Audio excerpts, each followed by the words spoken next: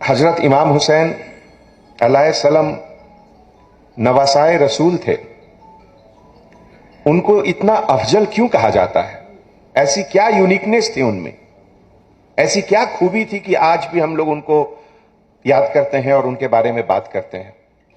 एक छोटी सी घटना को मैं बताना चाहूंगा। बुजुर्ग लोग मुझे करेक्ट करेंगे अगर हमसे कुछ गलती हुई।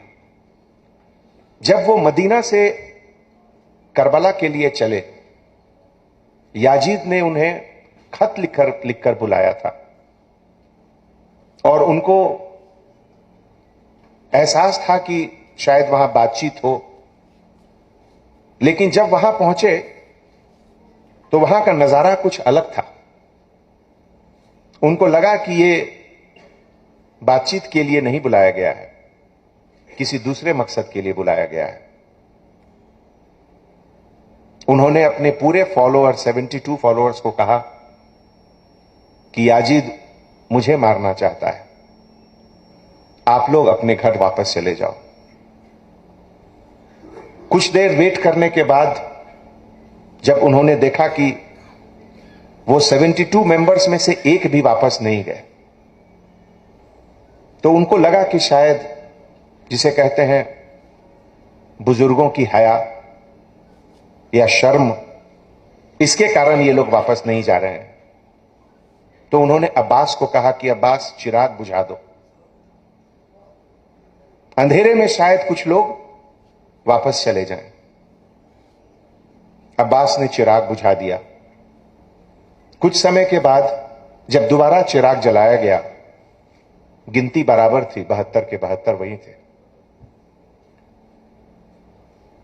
वफादारी, लॉयल्टी, भरोसा,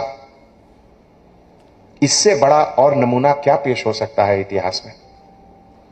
जब उन लोग को मालूम है कि पूरे 72 अब मारे जाएंगे, लेकिन फिर भी उसमें से एक भी वापस नहीं गए।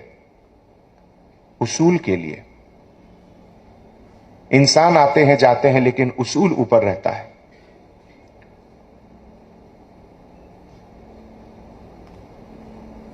याजीद ने कहा कि हमसे आकर बैत कर लो, उसके बाद लड़ाई नहीं होगी। लेकिन जैसा कि आप जानते हैं कि उसूल के लिए कहां तक इंसान जा सकता है, रहती दुनिया तक को एक नमूना पेश करना था। और इसीलिए पूरे लोगों ने एक एक करके मरना कबूल किया, लेकिन अपने प्रिंसिपल्स, अपने वजूद, अपने उसूल पर किसी भी तरह का आंच नहीं आने दिया। छोटे से छोटे बच्चे, 6 महीने का बच्चा अली असगर, उसको तीर से याजीद के सिपाहियों ने मारा।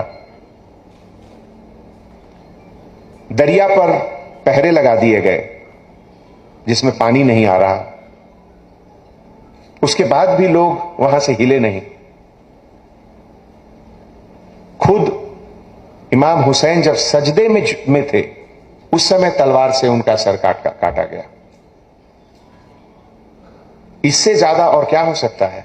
लेकिन फिर भी जिसे कहते हैं ट्रुथ, सत्य, जो सही है, उसके सामने थोड़ी सी भी डगमगाहट कहीं नहीं हुई। तो दोस्तों, करबला का मकसद यही है। करबला का मकसद है कि इसको लोग कहते हैं, अगर आप कोई किताब में आजकल के मॉडर्न किताब में देखिए, अंग्रेजी के किताब में, तो लिखा रहेगा कि करबला मोसूल या कोई इराक का जगह है, उसके बगल में है। कितना छोटा बना दिया जाता है उसको। करबला हमारे नजरिए में इराक से बहुत बड़ा चीज है। करबला हमारे नजरिए में सच पूछिए तो यह सिया सुन्नी से भी ऊपर का चीज है। करबला हमारे नजरिए में अगर सच पूछिए तो इस्लाम से भी ऊपर का चीज है। करबला पूरी दुनिया को यह सीख देता है कि अगर आप सही सच्चे रास्ते पर हो तो चाहे कुछ भी हो जाए, आपका कदम वापस नहीं आना चाहिए। यह इंसानियत के लिए इससे बड़ी चीज सीख और क्या हो सकती है। दोस्तों, लोग पूछते हैं, आजकल बहुत जगह छोटी छोटी सवालात जवाब दिए जाते हैं, हर चीज का रेडीमेड आंसर। जैसे पहले लोग लंबे लंबे लेटर लिखते थे, अब हर चीज हो गया है 2 लाइन का एसएमएस, 1 लाइन का एसएमएस। उससे हर चीज सामने सही नहीं आती है। अगर कोई पूछेगा कि करबला में किसकी जीत हुई, क्या जवाब देंगे? इमाम हुसैन की जीत हुई या याजीद की जीत हुई? हर साल पूरी दुनिया में इसका चर्चा होता है कि अगर वहां किसी चीज की जीत हुई तो वह इंसानियत की जीत हुई। करबला में इंसान के उन उसूलों की जीत हुई जिस पर खड़ा होकर आज दुनिया आगे बढ़ रहा है और इसी पर आगे कयामत तक चलता रहेगा, उसकी जीत हुई। करबला में हमें यह सिखलाता है कि अपने ऊपर कितनी भी तकलीफ क्यों ना हो, लेकिन उससे ऊपर हमारा सिद्धांत है, हमारा प्रिंसिपल है, उसकी जीत हुई करबला में। करबला में हमें यही सीख मिलती है कि कल के अमन चैन के लिए हम आज का अपना प्रेजेंट सैक्रिफाइस कर सकते हैं, इसकी जीत हुई।